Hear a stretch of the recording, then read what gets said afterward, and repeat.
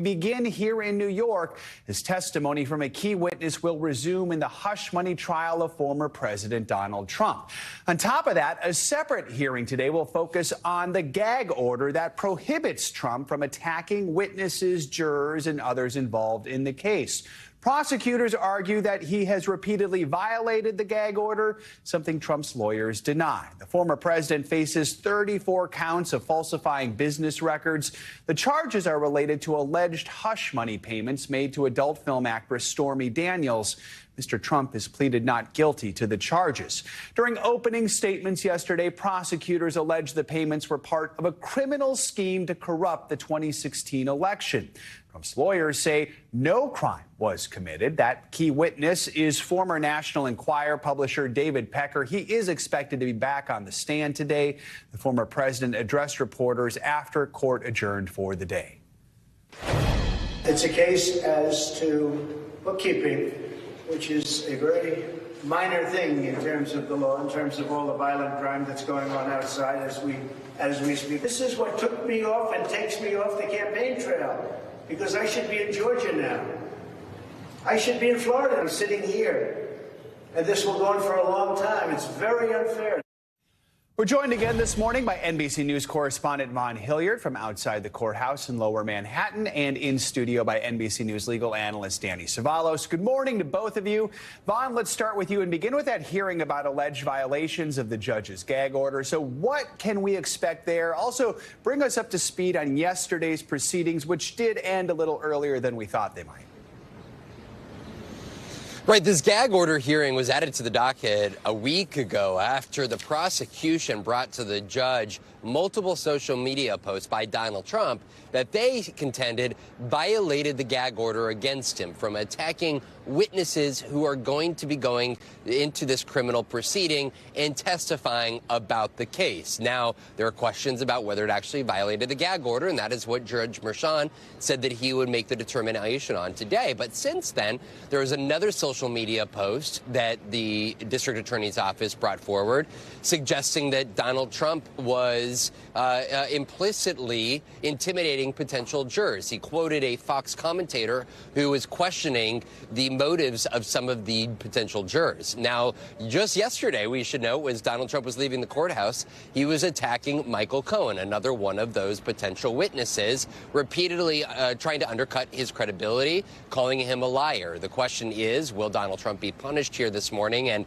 the prosecution asked for Donald Trump to be warned if he violates the gag order again, to be put into jail during the course of this trial. As for yesterday, the opening statements lasted about 40 minutes each, and David Pecker was the former publisher of National Enquirer. He testified for about 30 minutes before court was brought to an end early for Passover. But this is going to be a major day, too, as we see David Pecker go back to the stand. And what we heard in those opening statements yesterday was the defense as well as the prosecution laying out their own timelines and their own stories for the jurors, introducing the arguments they're going to make on behalf of not only defendant, but also the district attorney, and why Donald Trump should be guilty and why he should be innocent.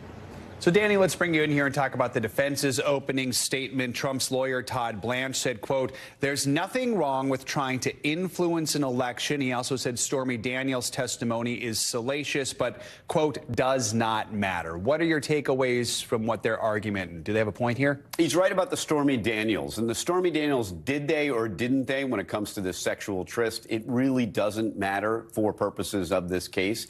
And I think what defense counsel's trying to do is say to the jury, don't listen to all this. Don't let it color your decision. The part where it is a bit of a head scratcher, and I hate to criticize counsel, the idea that he would suggest that there's nothing wrong with wanting to influence an election.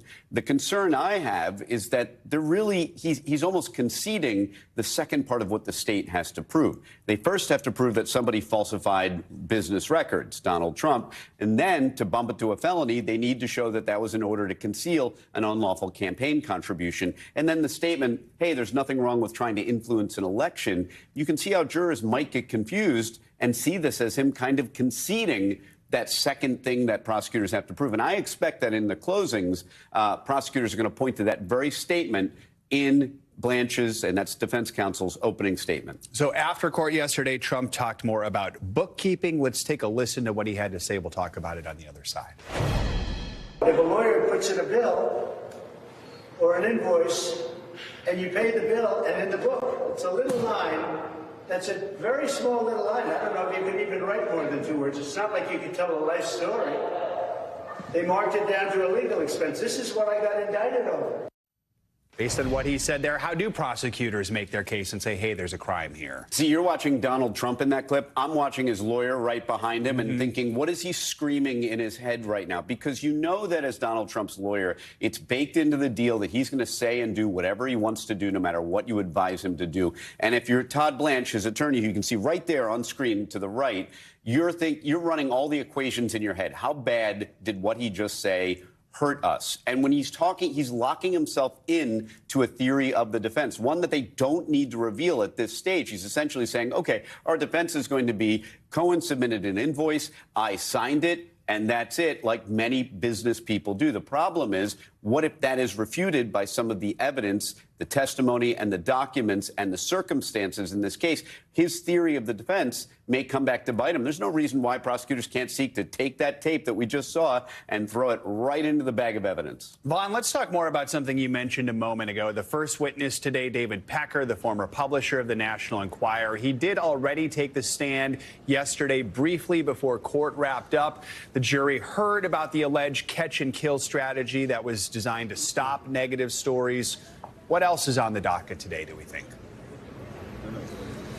Right. David Pecker's testimony is going to be so crucial to the prosecution here. We heard just the beginning of the questioning from the district attorney's office of Pecker. It was back in August of 2015 when there was this meeting at Trump Tower between David Pecker, Michael Cohen, and Donald Trump. And that is where the prosecution alleges that the catch-and-kill scheme to buy the stories of the likes of Karen McDougal and Stormy Daniels of their alleged relationships with Donald Trump and then silencing them so the public was not made aware of them before the 2016 election, that those came to light. Michael Cohen is going to be a key witness in all of this, but the question has been, what corroborating testimony and evidence is there? David Pecker was a longtime friend. The prosecution even says that Donald Trump welcomed him to the White House in 2017 for a thank you dinner, a thank you for all of his work on his behalf in the 2016 campaign. And then this is where David Pecker is able to fill in some of these holes here and work with the prosecution to better have the jury understand the details of the story that led to ultimately the checks to Stormy Daniels and the reimbursement. All right, Vaughn and Danny, thank you both. Appreciate it. This morning, there is growing pressure on the United States and other donors to resume funding to the UN's Agency for Palestinian Refugees. It's known as UNRWA, and it is the main aid lifeline for Palestinian refugees across the Middle East. Now, that's after an independent review into the agency's neutrality revealed that Israel had not provided evidence to back up its provocative claims that some of the organization's staff were members of Hamas. Those allegations led to 16 countries, including the U.S., suspending their funding of UNRWA. But with the Palestinian enclave now on the brink of famine, 10 of those countries have since resumed donations. This review was spearheaded by former French Foreign Minister Catherine Colonna. Here she is discussing the report. UNRWA has in place a very significant number of mechanisms and procedures to ensure compliance with the humanitarian principle of neutrality. Actually, they probably have a more developed system than other UN organizations or agencies. UNRWA plays an indispensable and irreplaceable role in the region. We know it provides life-saving humanitarian aid and essential services to the population. NBC News international correspondent Raf Sanchez joins us now from Tel Aviv. So, Raf, walk us through what this report found and the broader reaction. Could the U.S. join some of these other countries in resuming funding to UNRWA?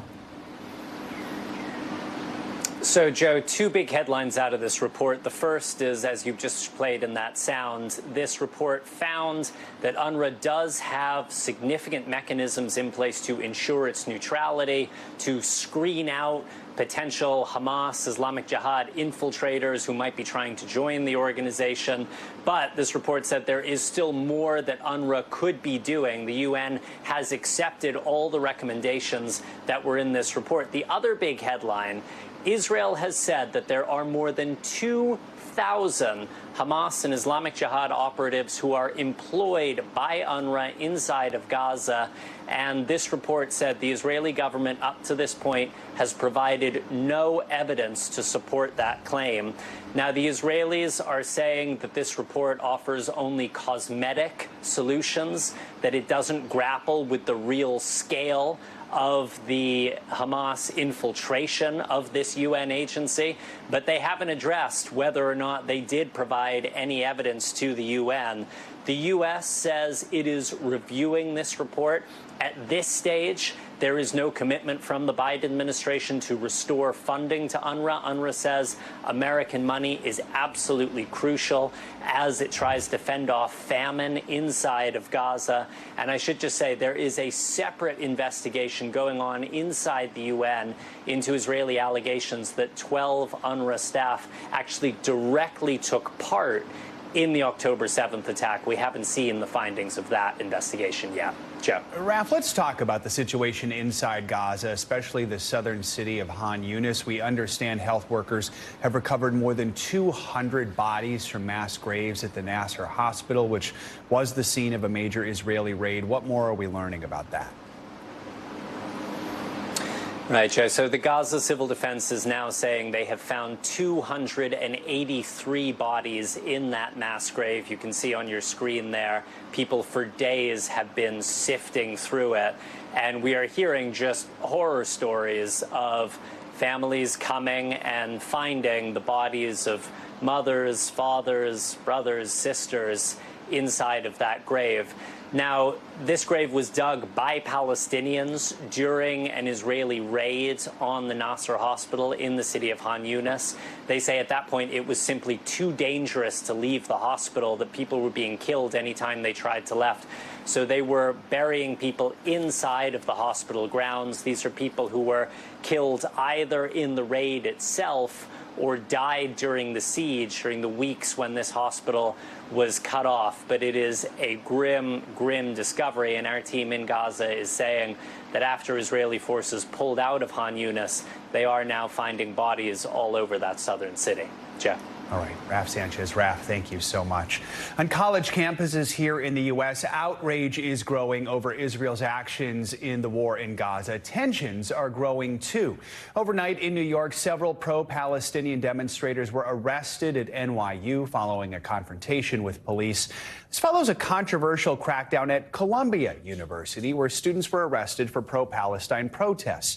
Some Jewish students have reported anti-Semitic incidents that are making them feel unsafe on campus.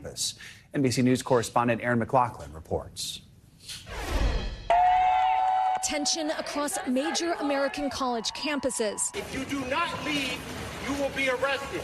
Students setting up encampments from University of North Carolina to MIT. Harvard's yard closed until Friday. We shall not be moved. All of it as fury over the Israel-Hamas war boils over, with students expressing fear for their personal safety and concern for anti-Semitic hate speech, raising new questions about the line between hate speech and the First Amendment. We're asking for the school to call for a ceasefire in Gaza. Police say at least 45 pro-Palestinian protesters were arrested at Yale University for violating Yale's policies and instructions. Police say they were later released. In a statement, the university adding that Yale does not tolerate behavior that threatened, harassed, or intimidated others.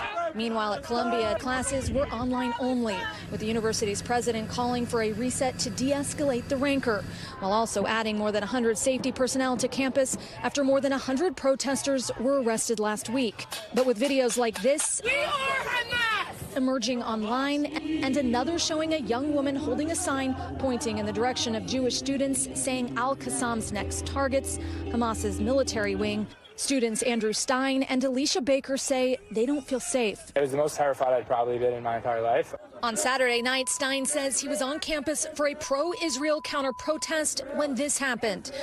You see him in the white sweatshirt filming as a group of pro-Palestinian protesters yell expletives against Israel. They started saying in Arabic, Hamas, Hamas, our beloved, please bomb Tel Aviv. And then they started saying, we're coming for you. No Zionists on this campus, like get off campus. Stein alleges the situation escalated. Me and my friend had water poured, like physically poured in our face. My friend was actually abused in the middle of campus. On campus Monday, faculty from Barnard and Columbia came out in support of the pro-Palestinian students who were arrested and suspended last week. We are calling for divestment. We're calling for a ceasefire. Students inside the encampment told NBC News they were unaware of any physical or verbal threats toward students on Saturday night. Anyone who makes any threat to any Jewish student, we oppose you. We do not associate with you. Meanwhile, at Rutgers University, police announcing a man has been charged with a federal hate crime for breaking into the university's Center for Islamic Life and destroying property earlier this month. On college campuses across the country, students saying they don't feel safe. Our thanks to Aaron McLaughlin for that report. The Senate is expected to vote on two major foreign aid bills today that passed in the House over the weekend. Lawmakers voted in favor of nearly $61 billion in aid for Ukraine. They also passed $26 billion in aid for Israel and relief for Gaza.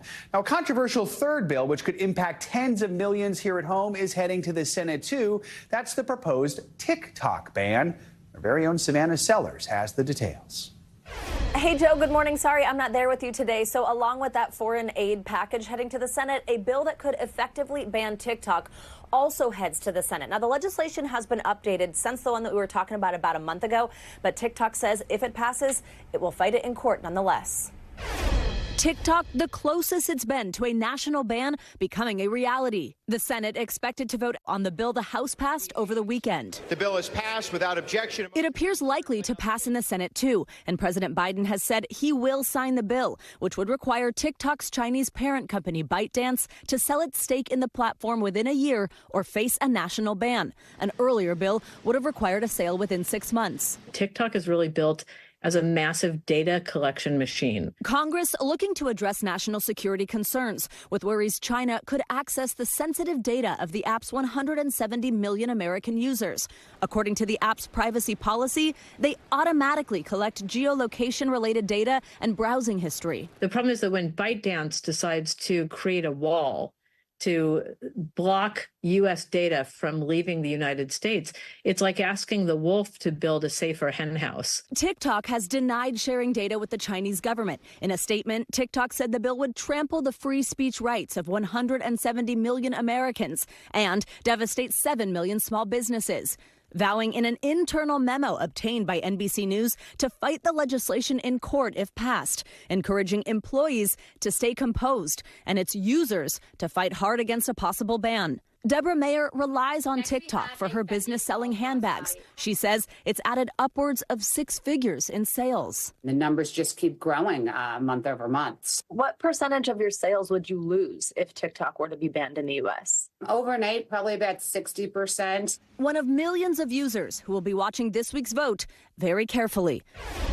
You know who else is going to be watching, Joe? Millions of voters. Several experts pointed out to me that an election year is an interesting time to vote to ban something that is so popular among so many young voters, especially when lawmakers on both sides of the aisle would love to see them head to the polls. Back to you, Joe. All right, Savannah, thank you so much. The Supreme Court is in the midst of a very busy term right now, but we already know an important case the justices will take up next term. They're going to hear arguments over the Biden administration's efforts to regulate so-called ghost guns. Those weapons are the product of homemade kits that can be bought online and assembled into untraceable firearms. The ATF issued rules back in 2022 to require manufacturers and sellers of ghost gun kits to put serial numbers on the parts. They also require sellers to conduct background checks on all kits that are sold. ATF and the Biden administration created these rules hoping to stop a spike in the availability of ghost guns, but gun rights groups and others have challenged those rules. NBC News Supreme Court reporter Lawrence Hurley joins me now for more on this. Lawrence, good morning. So this case, it seems to come down to interpretations of the 1968 Gun Control Act and really what the ATF's jurisdiction is. What are the challengers arguing here? What can the justices expect to hear when this does come before the court, likely in the fall? Morning, Joe. Yeah, the argument here is actually pretty simple. The Gun Control Act regulates quote unquote firearms, and the gun rights groups challenging this say these ghost gun kits, parts that make up a gun, are not actually firearms. They're just pieces that you can eventually, with some work, eventually become a firearm. But they say Congress didn't intend or didn't say in the law that these kits could be regulated by the ATF. And therefore, the ATF doesn't have that power itself. If Congress wants those kits to be regulated, it can pass a law and then the ATF can do it. So it's a pretty straightforward argument. So ghost guns did come before the court just recently. Last year, the justices reviewed an emergency application from the Biden administration to reinstate these regulations after an appeals court blocked them. And the justices did allow the regulations to stay in effect on a 5-4 vote while the litigation continues. Two of the conservative justices sided with the liberals in that case. How is this different now the second time around? Yeah, so this time the court's actually going to be wrestling with the merits legal question of whether these guns can actually be regulated. That was an emergency application, and it gives us a bit of a preview, perhaps, of what might happen when the court hears the case, because there were 5 justices to say that the regulations could remain in effect. And if those 2 conservative justices, which was Chief Justice John Roberts and Justice Amy Coney Barrett, if they remain in that sort of position with the 3 liberal justices, then these regulations could be upheld. But obviously there's going to be more briefing and oral arguments, but a final decision before we actually know what's going to happen with this case. Lawrence, while we have you, let's talk about what we talked about yesterday with you. Yesterday, the justices did hear oral arguments about those ordinances in a town in Oregon to ban camping on public land. It's something that critics say criminalizes homelessness. Conservatives on the court seem pretty skeptical of the challenge to this local law. Walk us through what went on during these arguments and what we might expect from a decision. Yeah, it was a very lengthy argument yesterday. The justices really got into the nitty-gritty, and it seemed like the conservative justices were pretty skeptical about the idea of federal judges effectively becoming kind of the overseers of homeless policy, because they're concerned that if you allow a lawsuit that says that people can't be punished for sleeping outside, then maybe people would file other lawsuits against other commonly used city ordinances that ban things like urination in public or, other public health kind of regulations. And they would say that that's also a violation of the Constitution. So I think they just are very reluctant to get into that issue. The liberal justices felt differently, but it didn't seem like they really had the votes to win this case. So we'll see later in June when the court probably decides this case. All right. Lawrence Hurley, as always, thank you so much. All right, time for weather. Here is my very simple forecast. East Coast, cold. West Coast, hot. So good. Michelle Grossman, how'd I do? That was perfect. I'm done. There you go. Although I have 3 minutes, so I have to keep going. Yes, that's exactly what we're going to see today. Very uneventful as we go throughout today and also tomorrow. And then things start to pick up as we go throughout Thursday and Friday. So this is what we're looking at for today. We have a pair of fronts that are bringing some showers and some storms in parts of the Great Lakes, the Ohio Valley. Could see some thunder showers as well. The tail end of this, we could see some severe storms as well. We're thinking hail, also the chance of damaging winds. There's that warm West Coast that Joe was talking about, and also on the East Coast, we're chilly. We're starting out cold once again. We're looking at temperatures in the 30s and 40s as we got out a couple hours ago. And we're going to see it warm up a little bit more than yesterday, but still right around average for April, if not a little bit below. So we still do have freeze warnings this morning. Frost advisories, where you see this light pink here, that's your frost advisory. Freeze warning is in that hot pink color. 41 million people impacted from the Appalachians, the Carolinas, into the Northeast, the Mid-Atlantic, and also parts of New England. So So this is what we're looking at in terms of temperatures. Again, a little warmer than yesterday, but a lot of spots below normal. Memphis, you're a little bit below what is average for this time of year, ending up in the low 70s in Atlanta. We're only going to be in the low 60s in New York City, right around 70 in Pittsburgh, and 66 in Indianapolis. And then we get really cold as we go throughout tomorrow. That's that second front that I showed you that sweeps through, and that's going to bring some colder air and also bring a little snow in the northern parts of Michigan. So we're looking at temperatures in the 40s and 50s tomorrow, well below normal for this time of year. 10 to 20 degrees below what is typical. Chicago, just 48 degrees tomorrow, 51 in Detroit. We're looking at 40s in Burlington, Binghamton, also Buffalo, 46 degrees. That is 14 degrees below normal. So we have a couple chilly days before we start to warm things back up.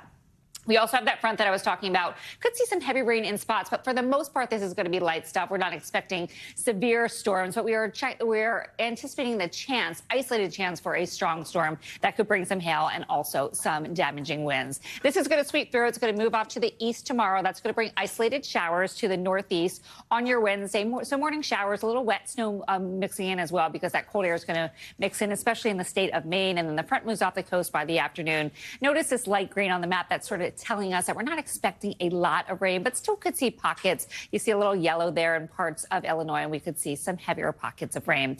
Also looking at the chance for severe weather this afternoon. It's a small area. We're talking Abilene to Wichita Falls. Could see some large hail and also some damaging winds. The good news, the tornado threat is low. And then we start to ramp things up. Wednesday kind of broadens. Now we're talking Oklahoma City into Sweetwater, also Midland with the threat for severe weather. But it's Thursday and Friday where we're looking at a two-day event of severe weather across the Central Plains. So Thursday, that multi-day event begins. We're looking at the risks beginning on Thursday. Best chances from North Texas to Nebraska.